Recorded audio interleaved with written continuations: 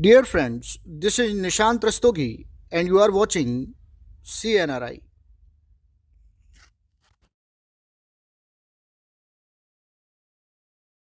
आइए अब इस क्वेश्चन को सॉल्व करते हैं।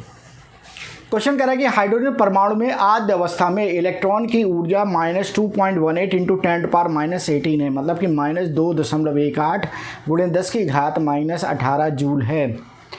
परमाणविक हाइड्रोजन की आयनन एंथैल्पी जूल प्रति मोल के पदों में परिकलित कीजिए, यानी कि इसको जूल प्रति एटम दिया है, वो जूल प्रति मोल में बताना है।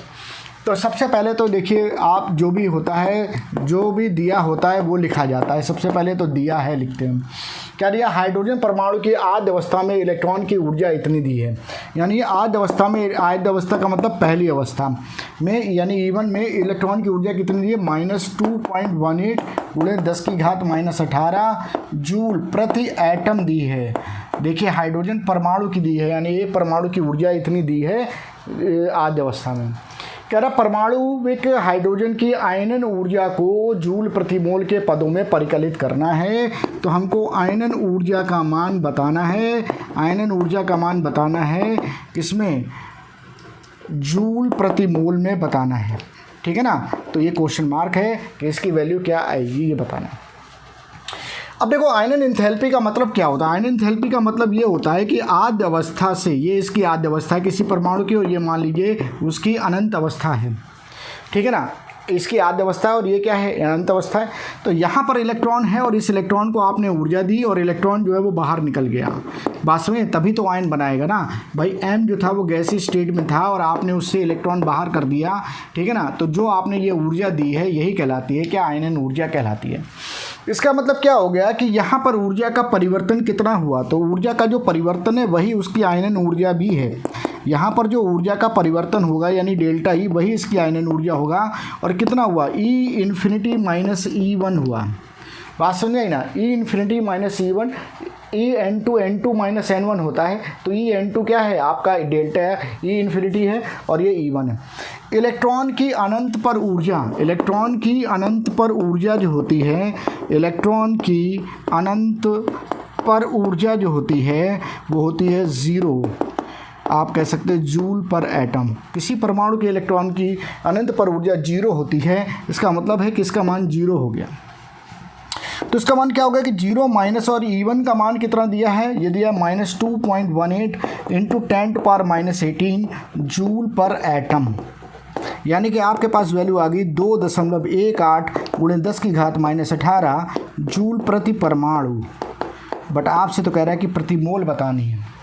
तो भाई प्रति मोल बतानी है तो कोई दिक्कत नहीं। एक मोल में कितने परमाणु होते हैं? तो एक मोल में अगर हम इलेक्ट्रॉन देखें, एक मोल इलेक्ट्रॉन अगर हम देखें या एक मोल परमाणु देखें, जो भी, तो अगर हमको इलेक्ट्रॉन में देखना है तो इलेक्ट्रॉन के हिसाब से अगर हम देखते हैं तो यहाँ पर कितना आ जाएंगे? 6.022 गुणे 10 की घात 23 इलेक्ट्रॉन हो जाएंगे। तो हमको आयनन ऊर्जा एक परमाणु में मिल रही है या एक इलेक्ट्रॉन के निकलने से जो ऊर्जा मिल रही है वो यहाँ पर हमको इतनी मिल रही है। तो उस केस में हम क्या करेंगे? इसको गुणा कर देंगे 2.18 गुणे 10 की घात -18 और गुणा कर देंगे 6.022 गुणे 10 की घात 23 से। आपको समझ में आ रहा है कि 5 के हिसाब 5 के आसपास ये वैल्यू आएगी। इसको जब आप सॉल्व करोगे तो आंसर जो आएगा वो 1.313 गुणे 10 की घात 4 जूल प्रति मोल आ जाएगा, ठीक है ना। ये आंसर आप देख लेना, इसको सॉल्व करेंगे तो ये आंसर आपको मिल जाएगा, ठीक है ना।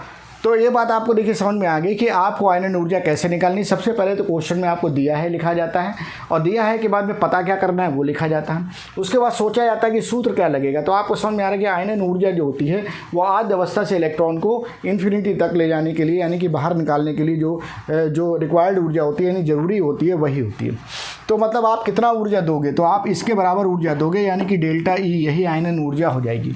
डेल्टा ई बराबर क्या होगा? E∞ -E∞ N1 आपका क्या है? E1 है। E∞ क्या है? इन्फिनिटी है। इन्फानाइट पे इलेक्ट्रॉन की ऊर्जा कितनी होती है? 0 होती है। तो ये 0 हो गया, माइनस आपने जो E1 की ऊर्जा थी वो रख दी। ये क्या है? जूल प्रति परमाणु आई, और आपको जूल प्रति मोल निकालना है। तो 1 मोल इलेक्ट्रॉन ले लीजिए या 1 मोल परमाणु ले लीजिए।